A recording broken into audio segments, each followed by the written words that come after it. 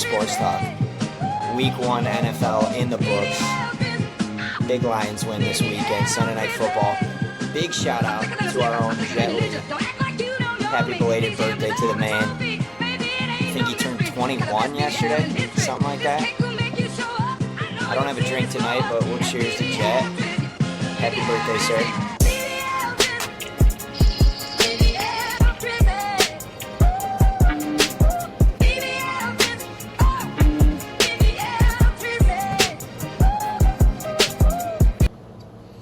Good evening, gentlemen. Every time. Welcome, and we have to start with a special shout out. I talked through it on the intro, but we gotta spend a moment here and wish a fellow member of the BBL squad a happy belated birthday. Jet, did you have a great birthday yesterday? I did. It was a classic day. Just worked and saw some family, ate some really good food. Hyde Park Steakhouse. They have they name all their steaks after athletes. They got the Goff, they got the Cabrera, they got the Iserman. That's cool. And so I had the John Daly at Porterhouse. Delicious. How you order it? How do you order your steak? Happy birthday, Great day. Joe. We love you. Thank you. Rare. I should have went rare. It came out medium, but I ordered it mid rare.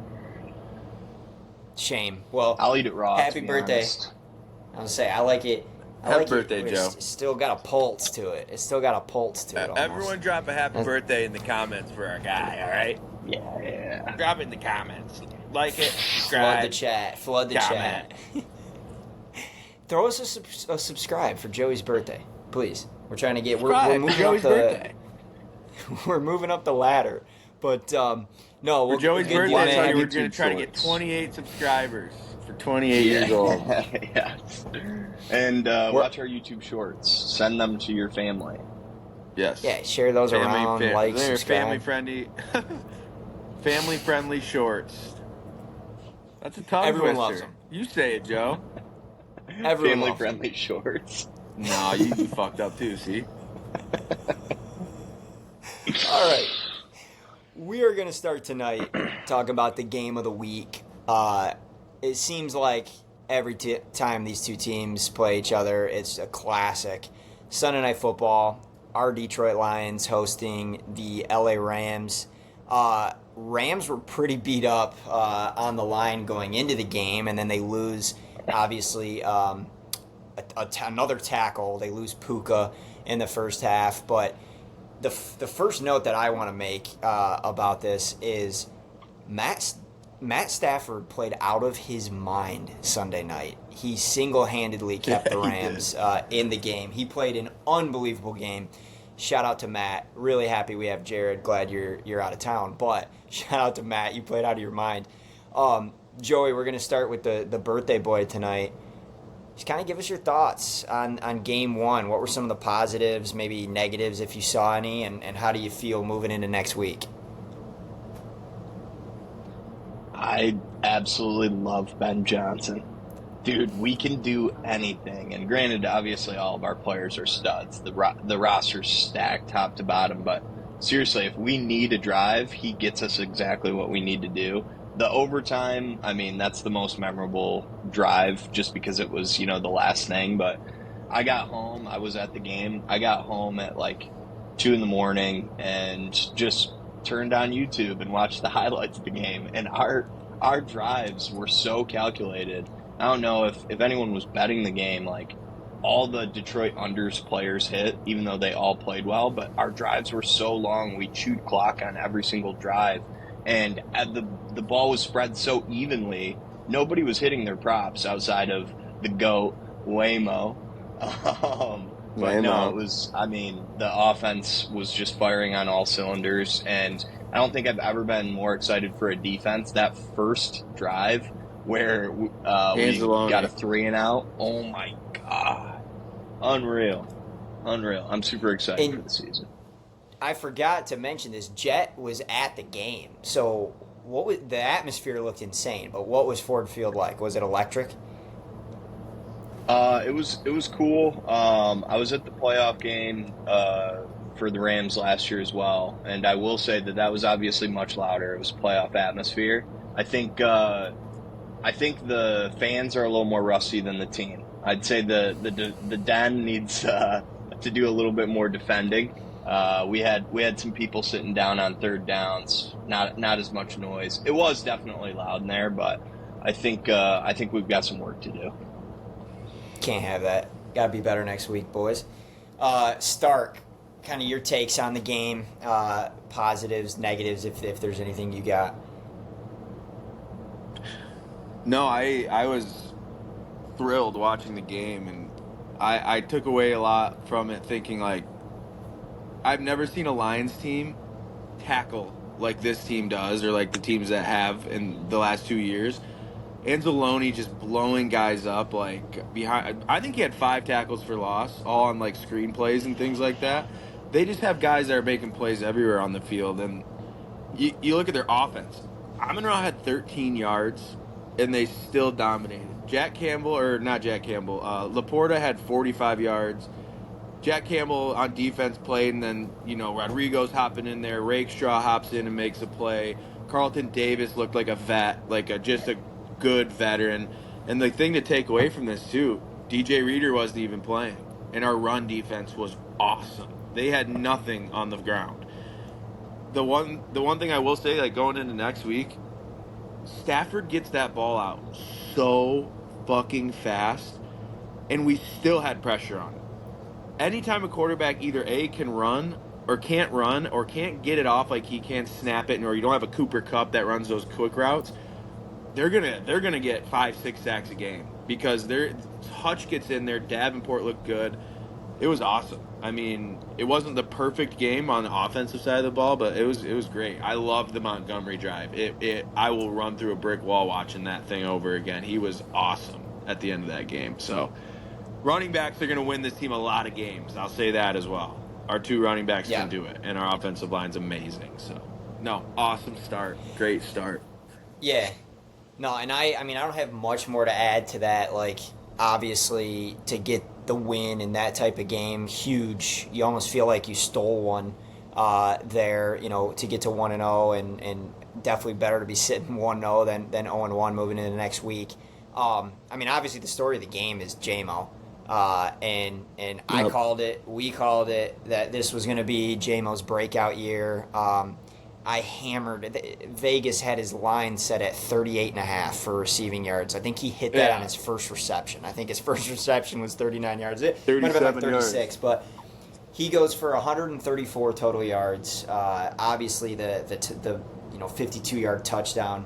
And what I love so much is the offense was rusty. None of these guys played in the preseason, and you could see that and kind of feel it. There was a little bit of rust and just making sure that everybody got on the same page. But when these guys get clicking, to your point, Jet, what do you want to take away? Because there's 3 other options that the Lions can do. You want to try to take the run away?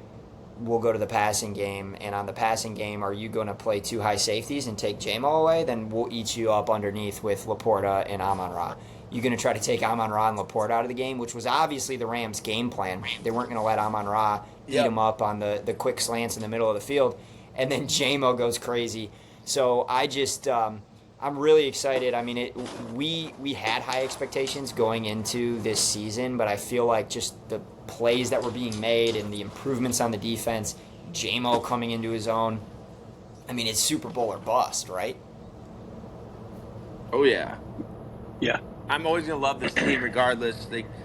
I love them no matter what, but it's got to be Super Bowl. It's not like it's just too realistic this year, right? They feel like a team of destiny, in my opinion. And that's because we're homers, but the way last year ended, Dan Campbell, dude, I don't know. It should be a special year. One point that I want to make too, he wasn't kicking 60-yarders, but good to see Bates be perfect on the night. Was a little nervous, being his first NFL game, but Both those kicks were right through the uprights. A lot of pressure on that kick at the end of regulation, and I believe it was like a 35, 38-yarder. Something he should make, but still, for him to be playing in his first NFL game, get put out in that situation with a chance to send it to OT. Shout out to Jake Bates. Glad to have you in Detroit, sir. America watching, and he just drills it. So beautiful. Ice in the veins. It was just without it. Was perfectly split the uprights. I did have two other things I wanted to mention about the game real quick. One, I thought Terrion Arnold played good. Cooper Kupp went off, but he wasn't covering him the whole game. We were playing a little bit of zone, but he's an aggressive DB, which I love seeing. Got a couple PIs, but they would have been touchdowns had he not gotten PIs, so I like that. And then the other thing was, I don't know if you noticed this. I mean, I was at the stadium, so they had it up on the Jumbotron, but Stafford calls heads, it's tails. Dude, Goff shook his hand after that, and I swear he said good game. I swear he called game after. That would be ice. That would be the coolest thing ever if they caught that. But I didn't know if that was on TV. I haven't watched it yet, but the Lions, right as we're recording this, the Lions released their sights and sounds video that they always do, and Goff is the one that's mic'd up. So that would be maybe they snuck that in there. Maybe we'll see that. That would be so sick. But no, as soon as it flipped and it was tails, I knew this game's over. They're going down. They're scoring a touchdown. I didn't think they were going to do it in that fashion. I didn't expect them to just hand the ball off to Montgomery, run it down their throat. But that is like, as a football fan, it doesn't get better than that. Like, that is football in its purest form. Just smash somebody in the face, give the ball to Montgomery. And two of those runs, Montgomery is stuffed for a 2-3 yard gain. He somehow gets out of the tackles and just keeps going, running through people. And after that first Montgomery run where he just ran through four guys, I knew this game is over. So not a greater feeling in the world. I will say the NFL overtime rules probably need some changing in the future. The fact that the Rams don't get to see the ball there. Because imagine, we've been on the other side of that. Last year, Seattle gets the ball, goes down, scores, and we don't even get a chance to respond. So, but with that being said, a great way to start the season. Make a stop. All right. Sudden death overtime. It's not. In any other sport, when you go to overtime, I'm in basketball, I guess. I'm a hockey player. They score a goal. We don't get to go on a power play and try to score one right after. It's over. That's how it goes. Baseball? You're just thinking hockey, because baseball, you get a chance to score. Whatever. It's a different sport. They're all different sports, but scoring in hockey and football are more similar than scoring in baseball. Fact. Just move on. Fair. Mm-mm. Fair. We'll move on. Make a stop. That's my opinion. Make a stop. Let's move in. Let's preview the game next week a little bit. Bucks coming to town and play the Bucks twice last year. Divisional round at Ford Field, and then in the regular season down in Tampa. I was at the game in Tampa. I don't know if you guys remember. There was significantly more Honolulu Blue there than Tampa fans. It was a great atmosphere. But so a team that we know pretty darn well looked really good last week against Washington. Baker was dealing. Obviously, you guys know about Godwin and Mike Evans, and then McMillan, the rookie, had a heck of a game last week. So I guess what are you guys looking for in this game? What do you expect this game to look like? And Jet, we'll start with you on this. First shout out, Craig Reynolds, not on the team anymore, but last year's block against Tampa, I think unreal. Is he not? No, he's not. But I mean, that block was unreal. I also watched that the other night just because it was so awesome. No, but what I'm looking for is obviously Carlton Davis revenge game. I would love for him to pick off Baker, and that's just the one thing that I would love so much is if he went up and handed him the ball like CJ did last year.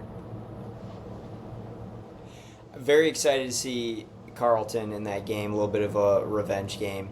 Shout out to Craig on the block of the year last year in Tampa. Obviously, I'm really excited. I feel like this is going to be a really good test. I think a lot of people are sleeping on the Bucks. They are my pick to win the NFC South, and I think they got a really good squad. Defense is going to be great. The question marks are on offense, and I do get it was Washington last week, but they looked really good on the offensive side of the ball. They put up 37 points last week, so really curious to see. I'm not going to make a pick on the game yet because we'll get that to the end and we'll make picks, but really curious to see if the Lions can beat a team like that pretty soundly. Vegas tends to think that they can with where they set the line, but. Stark, what are you looking for in this game? I think they're going to get a shit ton of pressure on Baker, and then I think that's when Baker will kind of crumble. Washington's defense is really bad, like very bad, really bad. And so, in their offense, their defense, Jaden Daniels kind of ran all over them. Brian Robinson, I mean, they were running the ball on them. That's what they were doing.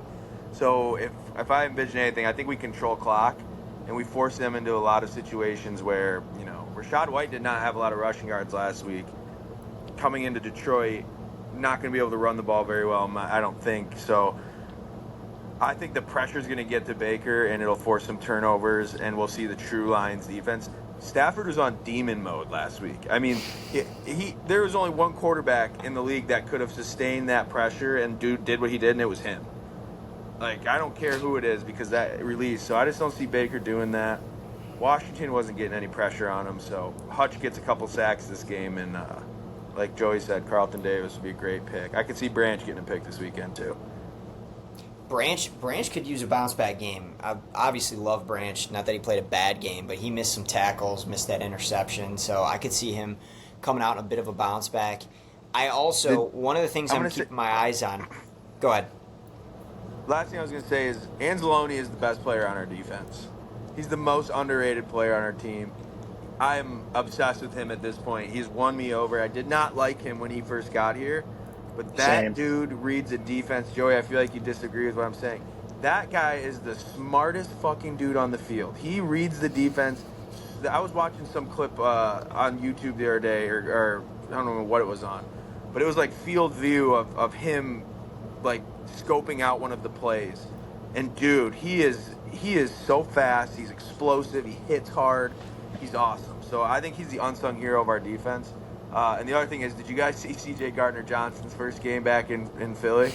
Yes, I did. He got roasted and then got hurt and left the game, talking shit on his way out, leaving. Very glad he's not a Lion anymore.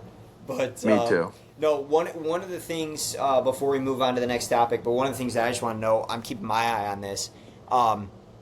I expect, the line hasn't dropped yet, or at least right before we hopped on here, I hadn't seen a line for it yet, but I expect a massive game out of St. Brown this weekend. 3 catches for like 26 yards, something like that last week. The game that J-Mo had, Tampa's got no choice but to move those safeties back a little bit. I also think, now Amon-Ra is not a diva of a wide receiver who demands the ball like some of these other guys, but he's still a top 5-6 wide receiver in the NFL. So I expect a monster bounce back game from Amon-Ra this week against the Bucs. So I'll be keeping my eye on where that line comes in Vegas, because that might be could be a lock of the week for the BBL boys. We'll see. I don't think they're going to lower it too much. No, I do have. Go ahead. I'll talk.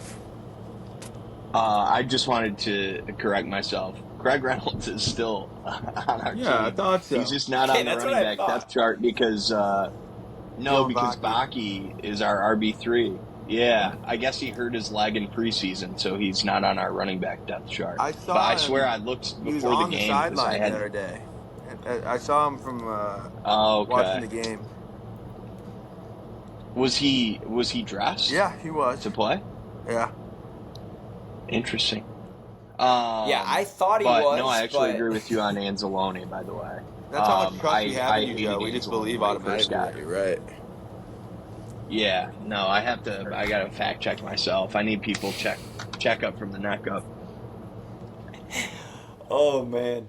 All right, last thing before we move on here, I just want to bring up something from the past. But you guys remember when we did the, we basically ranked Goff and we were ranking QBs in the league. And I remember the first disagreement that we had, I was the only one, and I took Stafford over Goff. Now, I love Goff, but Sunday night is why I think Stafford is still a top 5 quarterback in the league. That performance was insane. I'll say it again. The throw that he made with the pocket collapsing, sidearm, no look, wide receiver hadn't even broken out of his route yet, and he threw a perfect ball. It's just insane. So, Nasty. hats off to Matty, but he took another L back home to LA with him. All right, we're going to move into some college football. I could see that being his talk. best game of the year. Last thing I'll say, that could be Matt Stafford's best game of the year. Just because based off going into Detroit, wanting revenge. I hope it is. Yeah, it was unbelievable. If it's not, then he might be in the MVP conversation. We'll see. But all right, we're gonna get into some college football here. Obama. Shout out if you watched the debate last night. Very entertaining television. Obama moment for sure. But all right, we're going to keep it home and talk the local teams, college football. Obviously, 2 very different weekends. Stark and I are the Michigan fans. Jet's a Spartan. We'll start with the Spartans. 8.5-point dogs. They go into Maryland. Come out with the dub. Childs showed flashes, some really nice flashes. That touchdown pass to Marsh was unbelievable. He did throw 3 picks, but they get out with a win, start the season 2-0. And so, yeah, I mean, he's young and super talented and trying to make plays, but, starting to come into his own a little bit. Jet, I'm going to throw this over to you because you were pretty down on the Spartans. Me and Stark were actually higher on the Spartans at the beginning of the season before any games have been played than you. Have your expectations changed for the Spartans now that they've started 2-0 and looked the way that they have? No. I mean, Maryland, I couldn't believe how big of underdogs we were to Maryland. I didn't realize they were that good. That's maybe on me for lack of college football knowledge, thinking that they would be that big of favorites over us. So I had that game as like a 50-50 toss-up for us.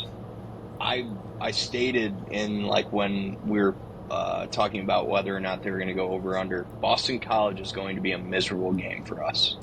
And watching Boston College play Florida State, I seriously think that we're in for a very tough game. Now, am I excited about this team and this head coach? Yes. I think Childs is super electric. He reminds me of like a Jameis Winston in the NFL, not in college. In college, he was unreal. But he's going to throw every single ball. There's never been a receiver that has not been open to him. Yeah. But he can sling that thing. So it is really exciting. I love the team, and I think we're going to be in for some electric moments. I think we're probably going to have 1 or 2 bad losses, and I think we might surprise somebody in the Big Ten. Stark, what are your thoughts on the Spartans through 2? I know what you meant there, Joey, with the whole you're going to surprise someone in the Big Ten. Fuck it, dude. I agree. We're not talking about Michigan right now, but I'm not like the State guys who are like, oh, I can never say anything good about Michigan. Michigan State looked really good the other day. Joey, keep your mouth shut. It's my turn to talk. They looked really good the other day, and I will also say those white jerseys with those helmets, those are some of the cleanest out uniforms in college football. Those helmets with the check, I don't know what that design is, the green, those are clean. I watched that whole game with our buddy Virgos, and I was impressed. I think Chili's is awesome. I would love a quarterback that will fucking throw the ball, that can get out of the pocket, because holy shit, Michigan is in quarterback hell. Michigan State will beat Michigan this year. I'm putting that on tape right now. I'm not going to be surprised by it. the offense is so bad. The defense even looks like it gave up on Michigan. I can't even help but talk about it right now, but great win by State. That throw, like you guys said, to kind of bring them back at the very end was awesome. So I'm kind of in on Michigan State. They're gonna beat some teams this year. I don't have too much to add on that other than, I mean, you guys know kind of where I stood beginning of the season. I was really high on Michigan State. I remember saying, like, we both the like majority of your games, the majority of Michigan State's games this season, they're going to have the better quarterback on the field in Chili's. I think it's Childs, but we're going to go with Chili's on the pod. I like Chili's. Chili's, but no, electric. I love the Jameis Winston comp. That is hilarious, and I think I agree with you. I think Boston College on the road is going to be a tough game. Do I think this is a team that's going to go 10-2? No, but the overall win total in Vegas was 4.5, and I absolutely loved it. I have to imagine that thing has moved up quite a bit after the first 2 weeks. So. Now we're going to transition into Michigan. They got their teeth kicked in at the Big House, playing Texas. And, I'll kind of start us off here. Stark, you already kind of touched on it. The most surprising part, I think, is how many points. Oh, yeah, we're going to you. We'll go to you next. But the most surprising part, I think, is how bad the defense looked. And they couldn't get off the field on third down. I mean, they'd play well first and second, get them in third and long, and then Ewers would make a play and find somebody wide open down the field. And when the defense is struggling to get off the field, the worst thing you can do is roll out the offense for a 3-and-out. And Michigan has massive problems on offense. Who are they throwing the ball to? Donovan Edwards does not look good. The offensive line is not getting push. And then at the same time, Davis Warren, absolutely love his story, but he does not look like a Big Ten, top 25, Michigan college football caliber quarterback. So big issues with Michigan. I am surprised that they look as bad as they do through 2 games here. My expectations for Michigan have come down significantly. After the Fresno State game they did, and then especially after the Texas game. So Stark, I'll throw it over to you. I know you got some more thoughts, but you agree with me? I mean, you have to agree. Michigan expectations for Michigan football are way down. Yeah, I agree with you 100%. I gave it a little bit of that first game. I thought, all right, maybe they're rusty. They got the new quarterback. They looked a little better at the end of the game. I said early on, this Texas game will tell the story. If it's a good game, if they can hang, then, they'll go and could win the Big Ten, whatever. They are bad. Like you said, their offensive line is bad, which they lost all, like, if you look at the amount of starts they lost in the last year in the draft or whatever, it's a lot. But to have nothing prepared, like, Orgy cannot throw the ball, and Warren, every time he's in the game, they know they're running it, so they just stuff him. It is the dumbest shit ever. I don't know. I'm very down on them. I'm disappointed in the defense, which, like you said, though, Adam, I didn't really think about it. They weren't getting any breaks. It was long drive after long drive after long drive. Will Johnson looked pissed. I could see a future where this team fucking gives up. Rashawn Gary's team, remember when he was there? And I feel like that team kind of, end of the year, sold out a little bit, but the quarterback situation's really bad. Really, really bad. And the rest of the team, these defensive players aren't going to want to risk. These guys have futures in the league. Like Kenneth Grant, Mason Graham, Will Johnson. Like, these guys are legit. And if they're going to be getting gassed and getting just absolutely throttled every week, because the offense isn't going to do shit. They can't. It's awful. So I could see Michigan State, like, routing Michigan. Is that crazy to say? Joey, you can tell me, am I insane for that? Am I way too low on them right now? You're insane. I think it's a little insane, yeah. I don't think it's insane. The energy, dude, the vibes, it's scary times. Go ahead, Joe. Sorry. I don't even know what to say. I just fucking hate the quarterbacks. But before we get to the Spartan, who's going to pile it on us, but the Stark, you brought up a point there, and it's just, I think you can point back. I just feel like complacency.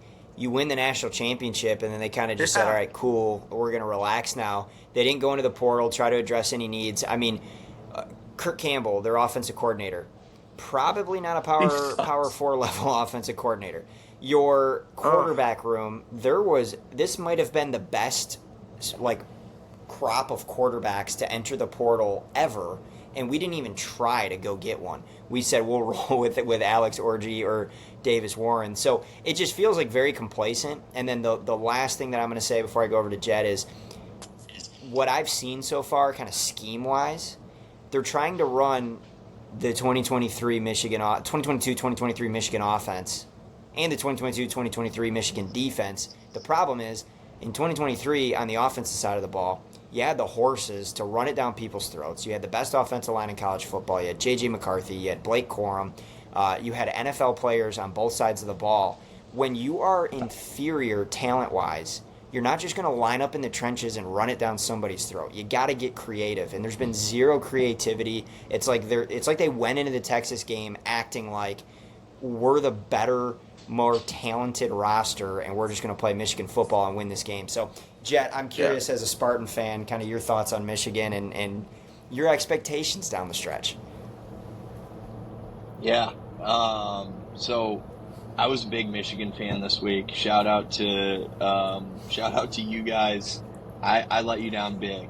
Both Spence and Slim wanted to go with Nebraska as our lock of the week, and I'm like, there's no way I'm letting a team who was 3.5 point underdogs or 3 point underdogs go all the way up to 7.5 and us not take that line. I bet huge on Michigan. I loved them. I wanted them to win. I wanted them to cover, and I let you guys down. So I talked you into that. I'm the reason we're not 3-0. I'm sorry, guys.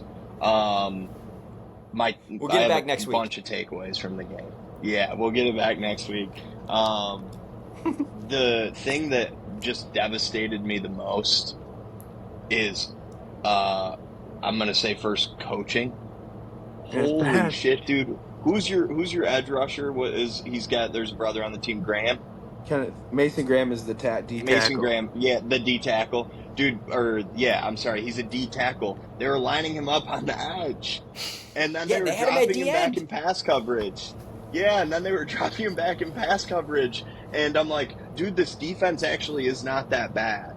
There's no way Texas's offense is actually that good. Who knows? Maybe they could be. I think they are really good. I think Texas. Yeah, I'm watching that whole game, and you guys, there's wide receivers that are wide open in the end zone, and I'm like, what is going on? There's no way that the defense is that bad. I think that it was an awfully coached game. I think that they were underprepared, and I'm hoping that. I'm hoping if I continue to bet on them, I guess I really could give a shit less. But I think that they'll figure something out.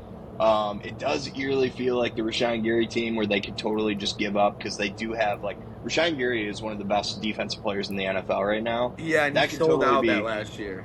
Yeah, he did. But they always get up for big games, so I don't think that, Devin it's not a big game. It's not a big game, but Michigan State, that's going to be hyped up as a big game between the two of them. So I don't think that will be a blowout by any means. Yeah, you know what? I take that back. I was unreal disappointed in the offensive line. For some reason, I'm thinking, I didn't obviously do my homework, but I'm like, they must have got some guys. They must have went out and got some big dogs. No, they got nobody. Those guys look like bums. I swear I felt like I was watching last year's Michigan State team. I couldn't tell you if Davis Warren is actually a good or bad quarterback because he had less time than Shadur Sanders to throw the ball. I mean, seriously, it was bad. It was bad week one.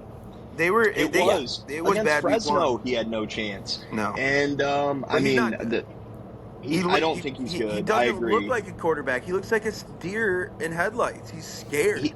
I was going to say, I've never seen a less composed Michigan quarterback. I mean, Shane Morris, after a concussion, looks better in the pocket than Davis Warren. John O'Corn exists. John O'Corn exists. Yeah. Yes, you're right.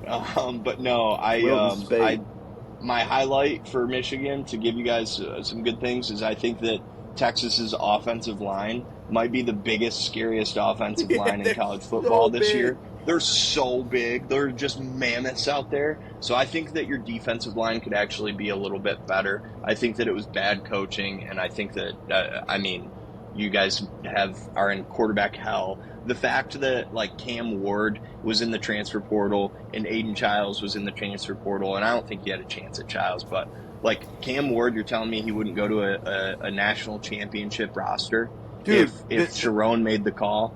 I mean, that's a joke that you guys have Davis Warren as a quarterback. If I'm you guys, I'm super upset with the coaching staff, and I'm praying that we win 8 games still.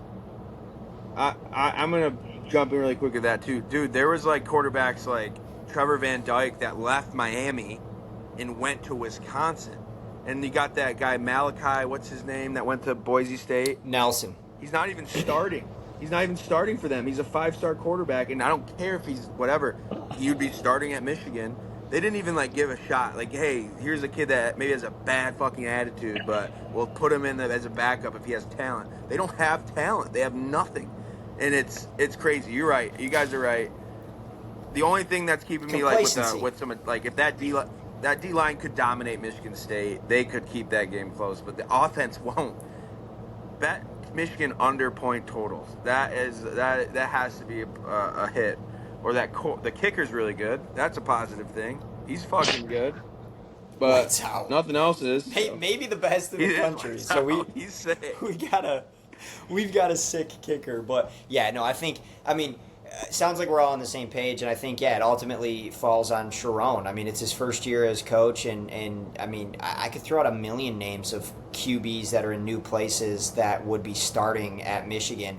One of the names is a guy that's from Detroit, Dante Moore, who transferred to go be Dylan Gabriel's backup in Oregon. Why he almost went to Michigan out of high school. Why did we not go after a guy like that?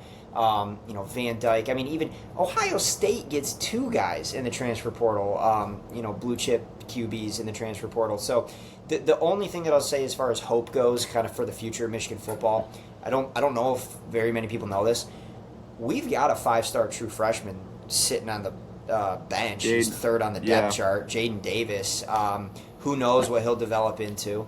But we do have a 5-star quarterback, and I can see, it's kind of like the Jim Harbaugh culture in the way we're not playing freshmen. Doesn't matter how good they are. Harbaugh always like to go with the upperclassmen. Seems like Sharon's kind of carrying that on. But if this season starts to fall apart, I think we see Jaden Davis towards the end of the year as the starting quarterback. Did you see their interview? They did an interview with Sharon. They asked him, they said, will we see Jaden Davis this year? He said, no. Yeah, I saw it. But again, if you jump out and you're 5-3 and 4-4, that could change really quickly. So, but no, we'll see, and we're about to get into the picks. Then he hits the portal. Right. That's the other thing you got to think about. So, but no, we're gonna switch gears here, and we're gonna get into the picks to close the show out tonight. Call me asparagus. Call me asparagus. We're gonna start with college football, and just a quick update for everybody. Joey has got a 2-game lead on me and Stark. Stark and I are tied. Stark and I are 4-3 on the year. Jed is 6-1. Had himself a heck of a week 1 of college football. So Joey is the season leader as of now. We're going to go through, pick some of the games this weekend. We're going to start with the games at home. And coming off what we just talked about, Michigan hosting Arkansas State, laying 22.5. Potential, it's Arkansas State. They're going to win this game. But, potential bounce back game, laying 22.5. Stark, we're going to go to you first. Which side do you like in this game?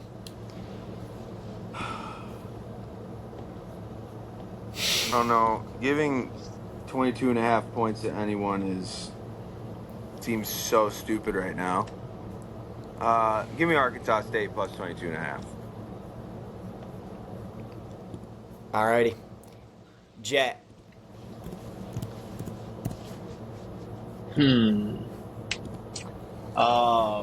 I'd love to just be different and call myself a bluer, but they have not showed me that they can even beat bad teams, because I don't think that Fresno State Like, that game was a close cover. They didn't cover, but it was lucky with a 99-yard pick six from Will Johnson. Yeah, give me the Red Wolves. All right.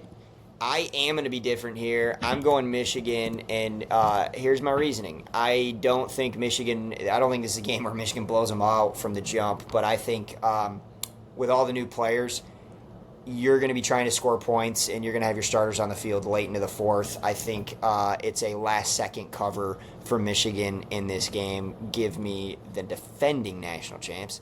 All right, over in East Lansing, they host the very scary Prairie View, and they are laying 40.5 points at home. Jet, we're going to go to the Spartan first on this one. What side do you like in this game? For all the people that are gambling out there, if you do not have any ties to Prairie View or Michigan State and you're betting on this game, I love you. I mean, this is an insane line from a middle of the pack team.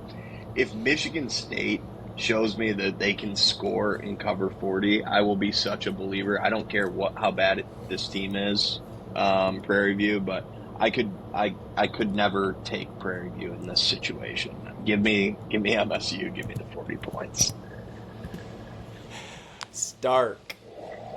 Yeah, I'm taking MSU. They're coming off some momentum with that win, so they're also a team, like, I think I could see them, like, they're going to run it up if they can. Their running backs are also, that backup running back, if they're killing clock, that guy's going to score a couple touchdowns from deep because he's a beast. Give me 40. They could be up 28 after the first half. 28-zip. That's my prediction. All right. I'm going to go in another direction from you guys on this as well. I'm high on State, but I'm not that high on State. I will take 40.5 points, especially to a team like Ohio State. If they're playing Ole Miss or Texas, I'd go in another direction here. But this is Michigan State we're talking about. Give me Prairie View. It's a blowout, but I'm going to take the 40.5 points. The Prairie Dogs. Right. Big noon kickoff. You know, they always pick a great game on the call, big noon. Bama traveling to Wisconsin. Bama laying 16.5 on the road. I will go first on this one. Jed, I already know where your head's at and where you're going. You're high on the Badgers. I am going to take the Badgers here. I don't think they win the game, but Bama's look shaky, especially last week. I mean, they covered last week, but they should not have. That was a shaky game into the second half. So I'm going to take Wisconsin, Tyler Van Dyke, to cover the 16.5 here. Jet, over to you. Yes, Bama looks super shaky. Who did they almost lose to? Like South Florida? South Florida. Yeah. Awful. And Badgers were my sleeper Big Ten team, but the Badgers have also looked bad. They almost lost to Western Michigan at one point. So I'm going to fade you again. We're on opposite sides this week, Adam. I'm taking the Tide. All righty, Stark. You rolling with Slim or Jet? I'm going to go with Jet again. I'm going to take Alabama. It's going to be a Jalen Milroe, what's going to be a Milroe game? I don't know. I think he's a superpower. Again, when I'm thinking about spreads, I want the better quarterback. Milroe is very good. I agree. Milroe is very good. Van Dyke against a good defense, who knows? We'll see what happens because both of these teams, I don't think they've played good teams yet. So I feel like Alabama gets up for these games, I guess, and we'll see what Wisconsin's all about. But there's a reason Van Dyke's not in Miami anymore. Good deal. So, all right, I'm either going to have a great week or you guys are going to have a great week. We're on opposite sides of everything up until this point. One of these weeks, I won't be following one of you. I'll just do my own thing. Boston College, Mizzou also laying 16.5 points here. And Stark, we're going to have you go first on this so you're not following anyone's pick. But Mizzou laying 16.5 against Boston College this weekend. I'm going to claim a team. Boston College is my team in college football. I'm going to claim them as my second team this year. Thomas Castellanos is a dog. Their running back, Robichaud, is a truck. I'm taking the 16.5. Again, quarterbacks, man. And that Boston College quarterback is legit. They can run the ball. He can sling it. They're feisty. Who are they playing again? I didn't think you say Boston College. Oh yeah, Missouri. Mizzou.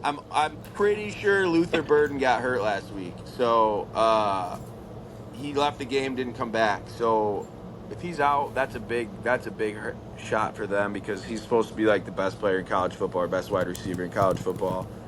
Hasn't proven that yet, but if he's out, then I'm definitely on 16.5.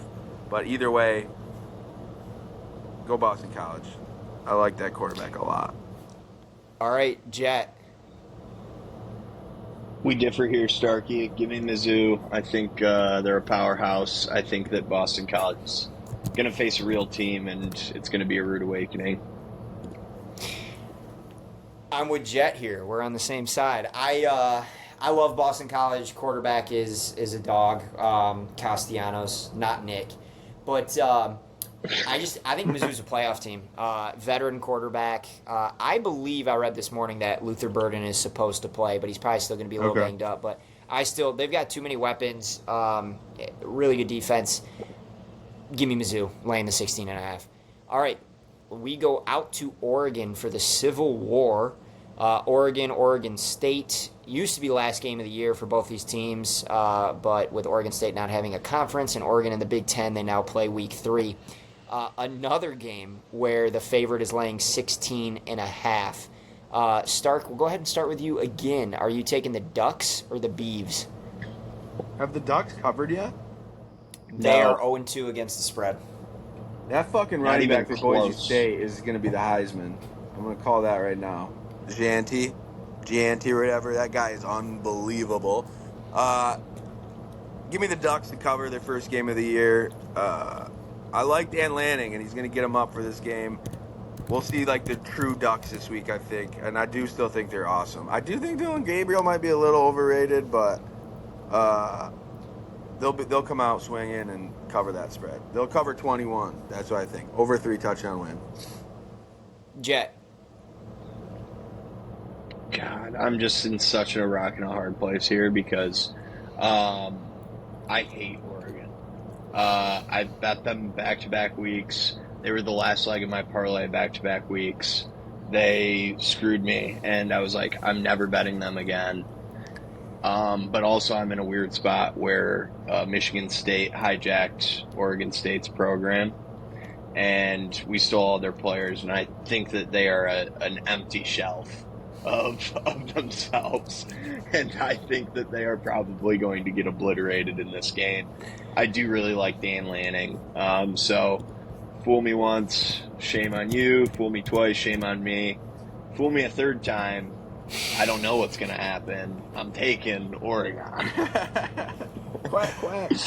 All right, we have our first potential BBL lock. Yeah, we have our first potential BBL lock of the night because I don't need to spend too much more time talking on it. You guys covered it. I'm taking the Ducks. They've looked really shaky. Vision. Oh yeah, I know what the clip has to be. Ducks fly together, dude. Mighty Ducks, the movie. Ducks. The Mighty quack, Ducks. Quack, quack, quack, quack. We are taking the Ducks to get their first cover of the year. I think they bounce back and play the football that they're supposed to. So lock it in right now, guys. BBL lock of the week. That is the BBL lock of the week. Oregon minus 16.5. Quack, quack, quack, quack, quack, quack. Quack. If you don't know what I'm talking about, you need to watch them. You need to go back to your childhood and watch some good movies. Mighty Ducks. Do it now. Still great. All right. Last game of the night, last game of the slate that we're going to be picking this week. Georgia laying 24.5 against Kentucky. I'm just going to make this quick. Give me Georgia. I think Kentucky sucks, and these are just the types of games that Georgia wins by 40. So give me the Bulldogs. Jet. Go Dogs. Go Dogs. I watched the whole game last week because I needed Barry and Brown I need Barian Brown to have 30 yards receiving to cover a big, like 9-legger. That team fucking sucks. Their offensive line is awful. Their quarterback, I don't think he got a pass off. The backup quarterback can't throw it. He runs it. Give me the Dogs by like 100, literally. If I can find minus 99.5, I'll take it. All right, I love it. So we are on the same side with those last two games, the Ducks and the Dogs. We're going to switch gears. We're going to pick some NFL games now. Hit it again.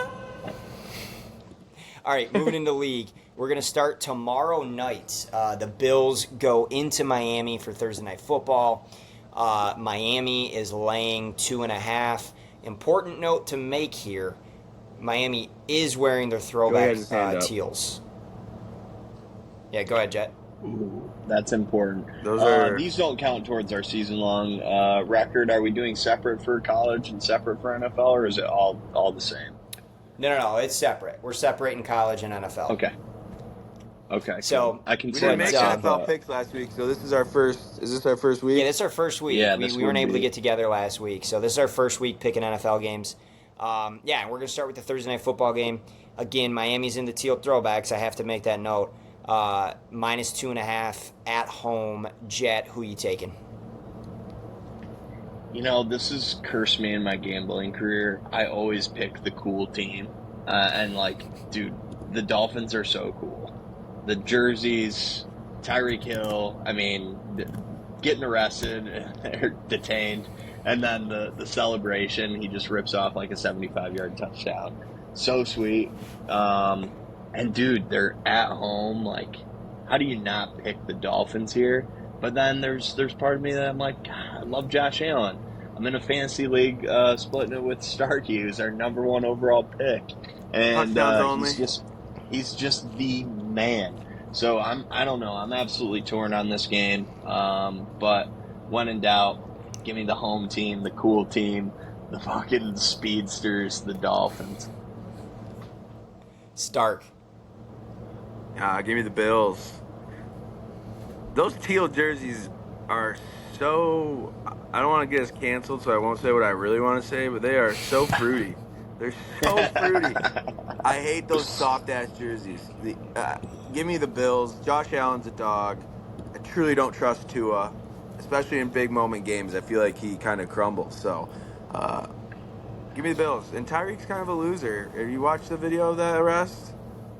Yeah, I thought it was... I don't think he did anything wrong. Fucking roll your window down, dude. Dude, it could have been malfunctioning. That's a cheap car. Yeah, come on, man. Not everybody can afford what you drive. I'm also going Buffalo here. Miami can't win big games. Josh Allen owns the Dolphins. I don't care that they're on the road.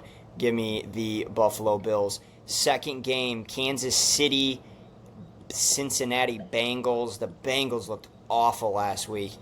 Kansas City laying 5.5. Who do we like in this game? Stark, we can go to you first. Definitely give me the Chiefs. Something is wrong in Cincinnati.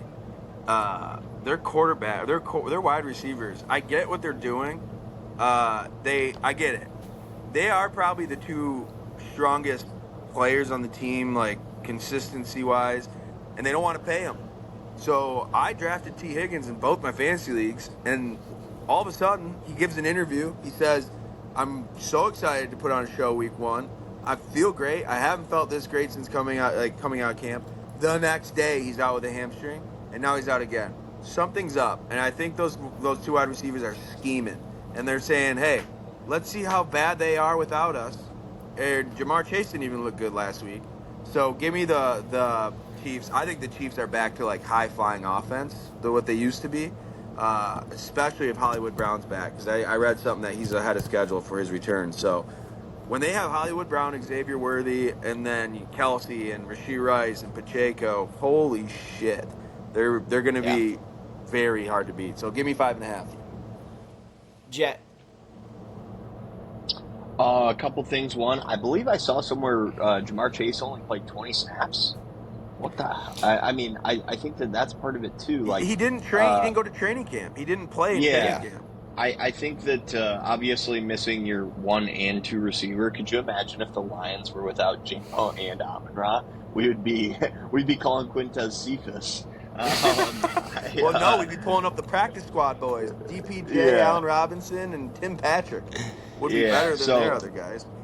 I seriously, I couldn't imagine. I think that this is just like a weird line. I feel like it should be bigger. The Chiefs looked awesome against the Ravens because I do still think the Ravens are really good.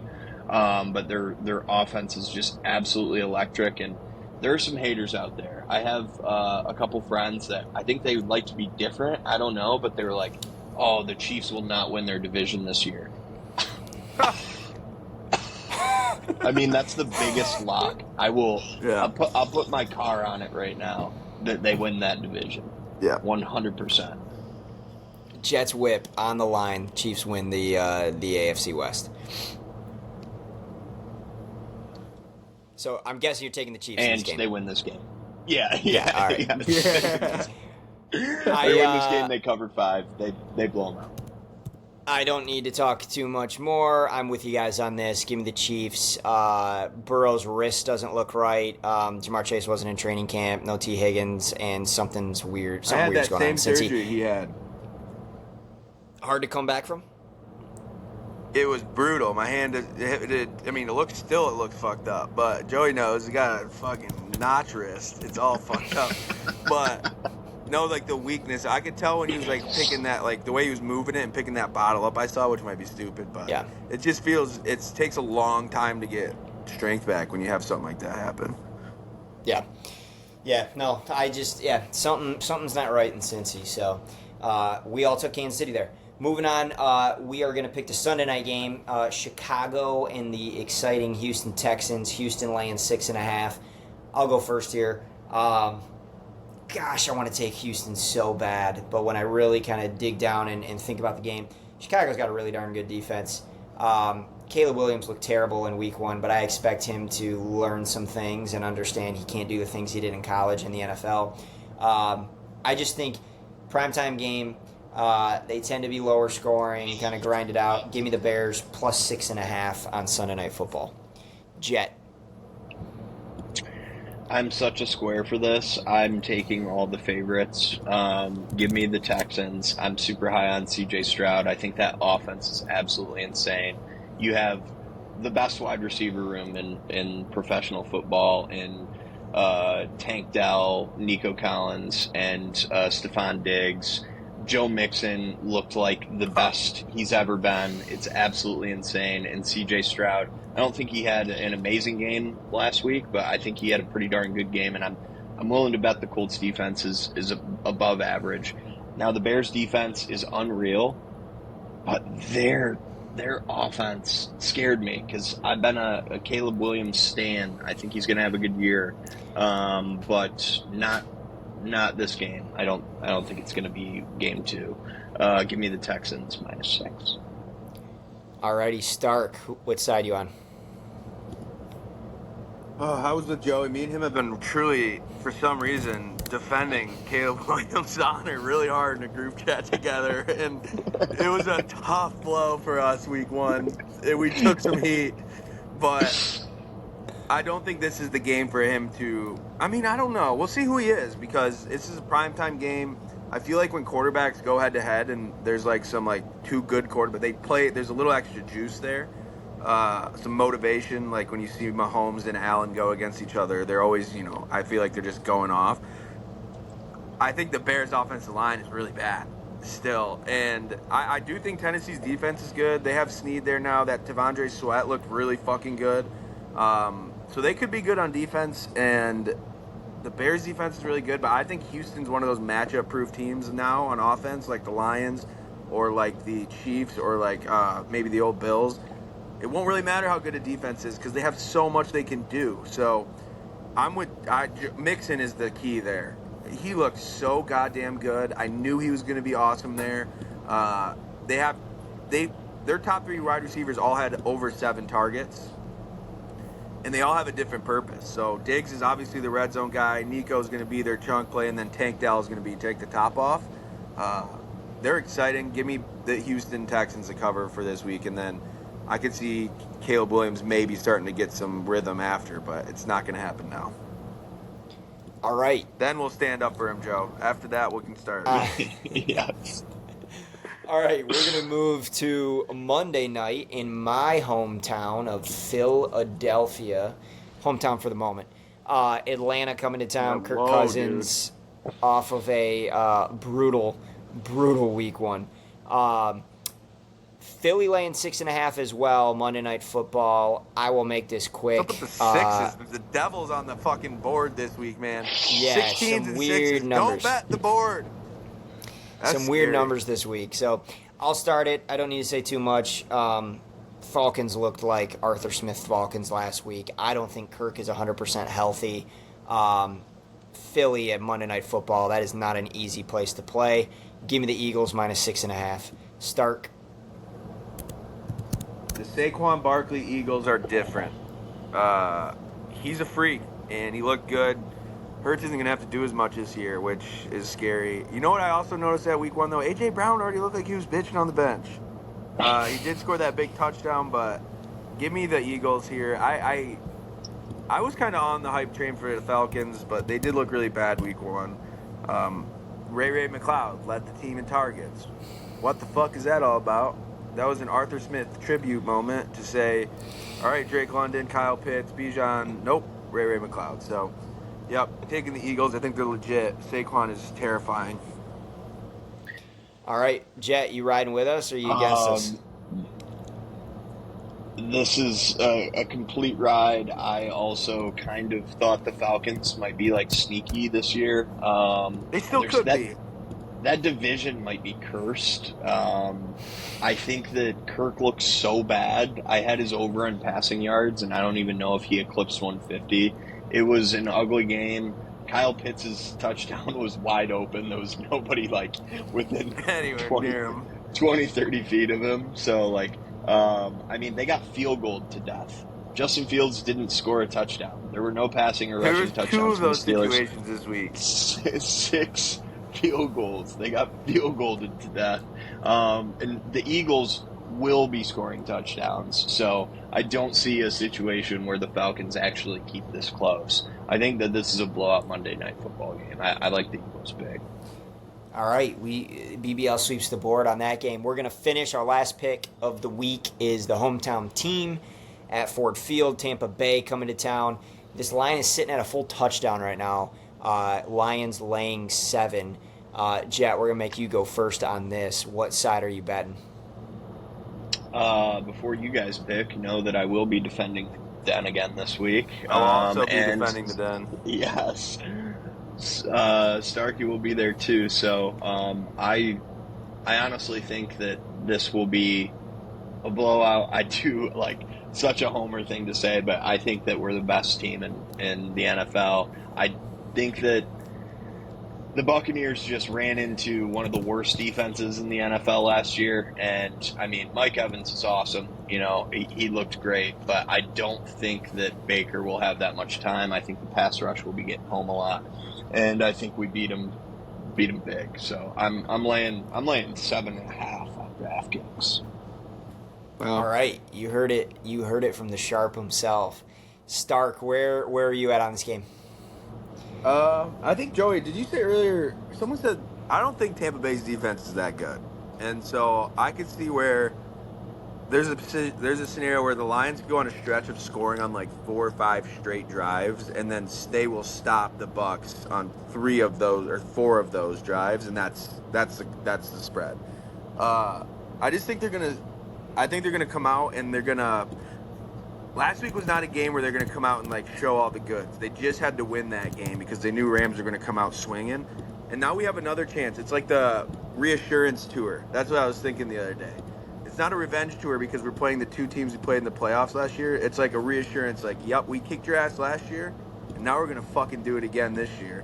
So I could see them winning this game, swear to God, 42-14, 42-17. It's going to be a lot of scoring, I hope, and I believe. I'll be there. I'll be on the over. Always, when you're in person, always take the over. All right. please don't be mad at me, guys, but we're on other sides of this game, and but I need to explain myself here. I think the Lions win this game. I just think 7 points is too much. I do think that the Bucs have a good defense, maybe not a great defense, but a good defense. Todd Bowles loves to dial up the pressure. This is a team that we have played 2 times last season, playing them first thing this season. It's really, it's the 3rd time that we've played them in less than a year, and they know each other really well. I'm very nervous. I'm very nervous. I think this game is a little closer than people expect. I think the Lions win, but I think the Bucs cover. I'm going to place my bet on the Bucs, and that hurts me to say it. I'm so sorry. We're but going I to will be be sweating on, this one? You think it's going to be a sweat? I think I hope I'm wrong. Let me say that. I hope I'm wrong, You're but wrong, I do buddy. think you two might be holding hands, interlocking fingers as Jake Bates goes out for a 58-yarder to win the game in the 4th quarter. No. I'll be locking it. I'll be holding hands when Craig Reynolds goes out to score the fucking 15th touchdown of the day. I hope so. I hope I'm wrong. I hope I lose this bet, but that's just after thinking about it. I have to bet with my head, not my Amon-Ra heart. game. So it is the Yeah, Amon-Ra sorry, game. Craig. Sorry, Craig. I know you'll be out there. I knew. We knew. But all right, gents. Good episode. Fun to chop it up as always.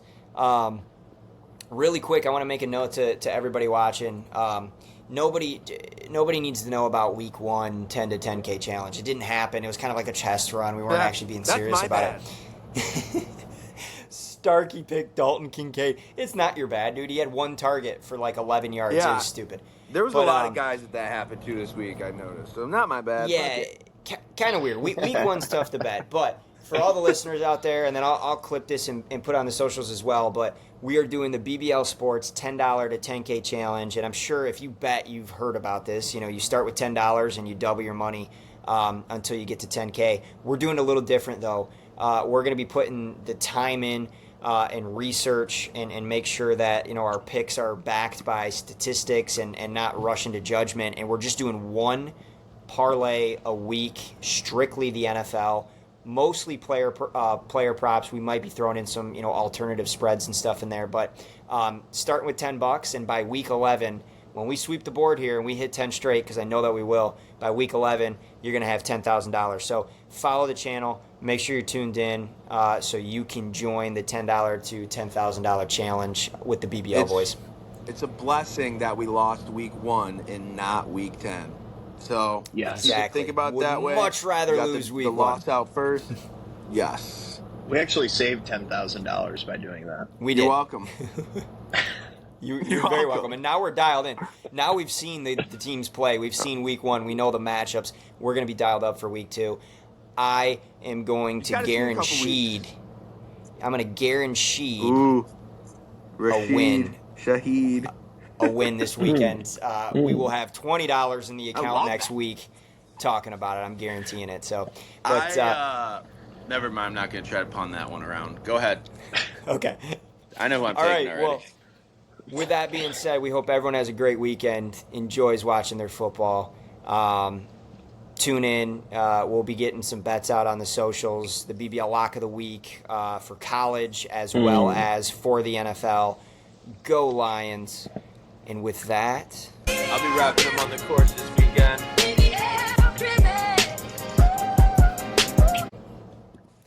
Youth football.